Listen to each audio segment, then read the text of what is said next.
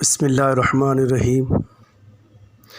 تمام تعریفیں اللہ کے لیے جو رحمان و رحیم ہے۔ درود و سلام نازل ہو خاتمین علیہم الصلاۃ والسلام پر اور آپ کے آل و اصحاب پر۔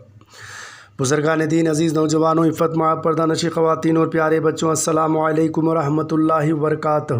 عزیزان محترم، آج کی اس مجلس میں ایک حدیث مبارکہ کو سننے اور سنانے کی سعادت حاصل کریں گے انشاءاللہ العزیز، جس میں دنیا اور اس کی محبت، اس کی حقیقت کا علم ہو جائے گا۔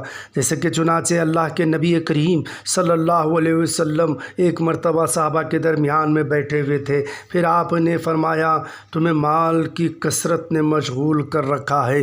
حدیث کے الفاظ کو غور کیجیے عزیزان محترم، اللہ کے نبی فرماتے ہیں کہ تمہیں مال کی محبت نے، مال کی کثرت نے تمہیں مشغول کر رکھا ہے۔ کس سے مشغول کر رکھا ہے؟ اللہ کی عبادتوں سے، اللہ کے ذکر و اذکار کے ذریعے سے تمہیں مشغول کر رکھا ہے۔ یہ دنیا کی محبت، اس کی کثرت، اس قدر اس میں منہمک ہو گئے ہو، نہ تو تمہارے پاس عبادت اور ریاضتوں کے لیے وقت ہے، نہ تو تمہیں اس کی ذکر اور فکر کی طرف دھیان ہے، تم اس قدر مشغول ہو گئے ہو۔ یہ دنیا بھی عجیب چیز ہے، کبھی آدمی کے پاس کثرت سے آ جاتی ہے تو اس میں مشغول اس طرح منہمک ہو جاتا ہے کہ خدا ہی کو بھول جاتا ہے۔ ایک ایسا ہوتا ہے کہ انسان اس کو پانے کے لیے بھی عبادتوں سے اور کنارہ کشی کر دیتا ہے۔ حدیث کے باقی کے حصے کو سماعت فرمائیے۔ پھر اللہ کے نبی صلی اللہ علیہ وسلم فرماتے ہیں انسان کہتا ہے میرا مال میرا مال، مگر اللہ کے نبی اس کی وضاحت فرماتے ہیں مگر اپنے مال میں سے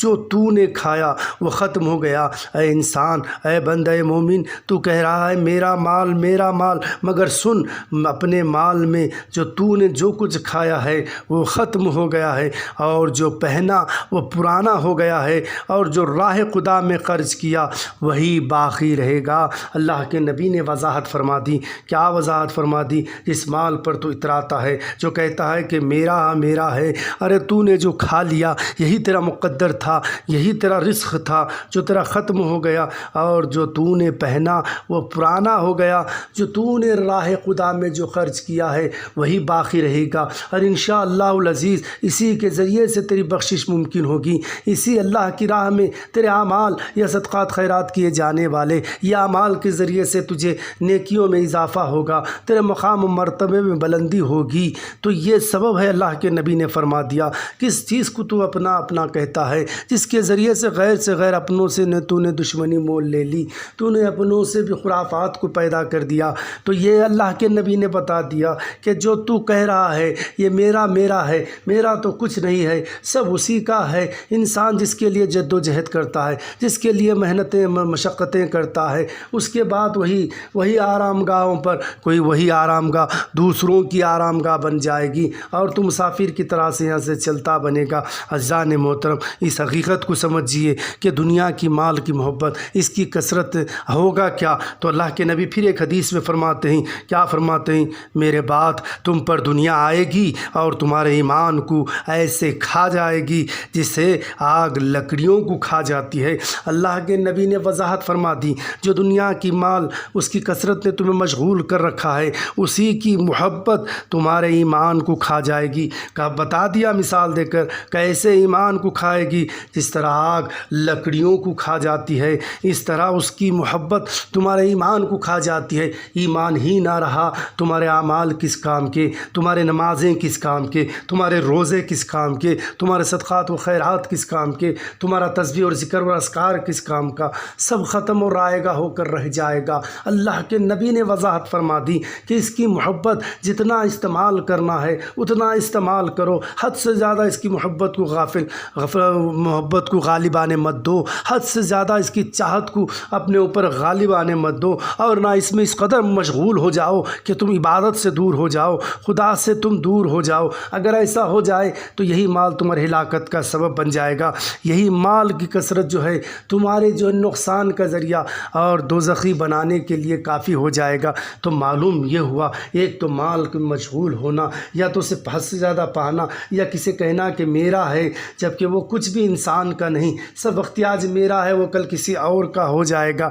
پھر عزیزان محترم حقیقت میں ایک اور روایت سے ہمیں معلوم ہوتا ہے، حضرت سلیمان علیہ السلام ایک مرتبہ اپنے تخت پر کہیں جا رہے تھے، پرندے آپ پر سایہ کر رہے تھے، انسان اور جنات آپ کے دائیں اور بائیں بیٹھے تھے۔ بنی اسرائیل کے ایک عابد نے دیکھ کر کہا، اے سلیمان، بخدا اللہ نے آپ کو ایک عظیم ملک عطا فرمایا ہے، ایک عظیم سلطنت عطا کیا ہے۔